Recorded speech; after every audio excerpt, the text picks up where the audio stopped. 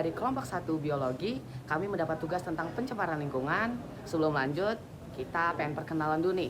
Saya Arif Putra Yudhistira, absen nomor 5. Saya Zahratul Sitara Madini, absen 36.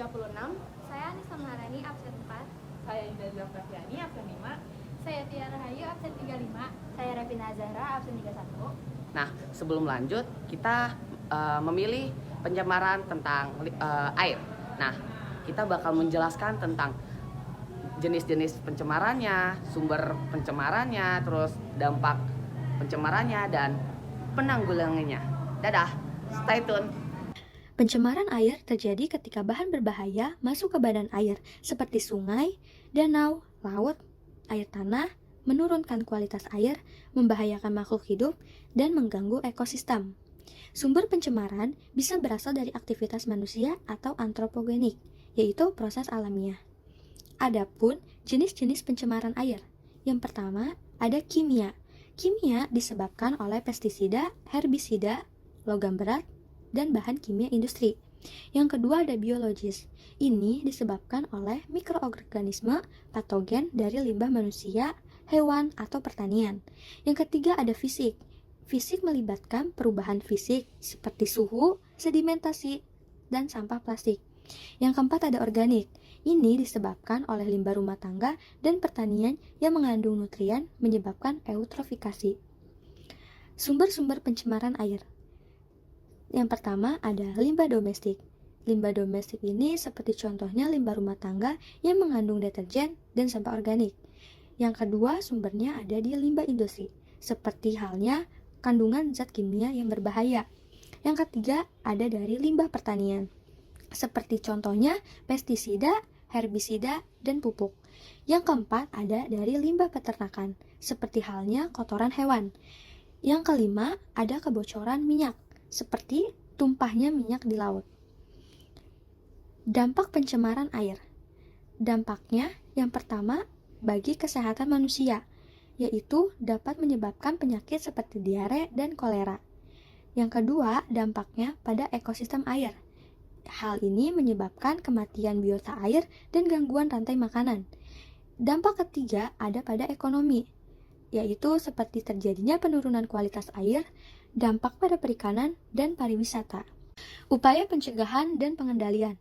Yang pertama dengan cara pengolahan limbah, yaitu dengan mengolah limbah sebelum dibuang. Upaya kedua dengan cara penggunaan pestisida dan pupuk yang bijak, yaitu dengan mengurangi penggunaan bahan kimia yang berbahaya. Ketiga, edukasi dan kesadaran masyarakat, yaitu dengan cara meningkatkan kesadaran tentang kebersihan air. Yang keempat, ada regulasi dan pengawasan, yaitu dengan penegakan hukum ketat. Terakhir, kelima, dengan konservasi air, yaitu melakukan konservasi lahan, basah, dan sumber air. Pentingnya kolaborasi antara pemerintah, industri, dan masyarakat sangat diperlukan untuk menjaga sumber daya air yang berbahaya. Nah, tadi penjelasan secara umum tentang pencemaran air.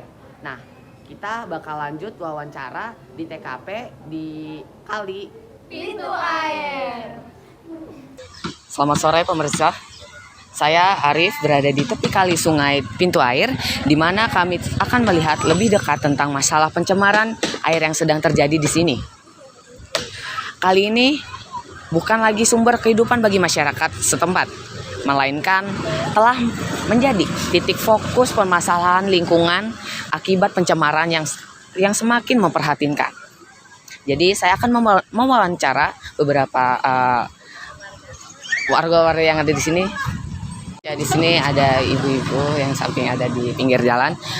Ibu, permisi, kalau saya Arif. Kalau boleh tahu ibu namanya siapa, Bu? Ibu Tuti Handriani. Ibu Tuti Handriani. Oke. Nah, saya akan mewawancara tentang sungai-sungai yang kan di sini saya tahu tuh sering banjir kan Ibu ya. Jadi menurut Ibu kondisi sungai yang di Pintu Air ini gimana nih kalau sekarang? Oh, kalau sekarang nih yang dilihat sekarang kan lagi musim kemarau ya. Jadi kelihatannya lagi mengering, karena kalau lagi musim hujan baru dia airnya volume airnya agak tinggi juga. Oke. Jadi mas sekarang masih aman deh. Oh ya. Sekarang masih surut-surut ya. Iya, masih surut, masih kering. Terus Kira-kira pencemaran air yang di sini tuh mempengaruhi kehidupan ibu nggak sih? Yang pengaruh sih kalau lagi airnya lagi tinggi ya, kadang mempengaruhi ke air ke rumah juga, kadang suka jadinya air rada-rada bau juga, kadang juga warnanya juga rada keruh. Oh, oke. Terus kalau ibu atau keluarga ibu pernah ngalamin nggak sih masalah kesehatan yang ibu tuh gara-gara kualitas airnya itu?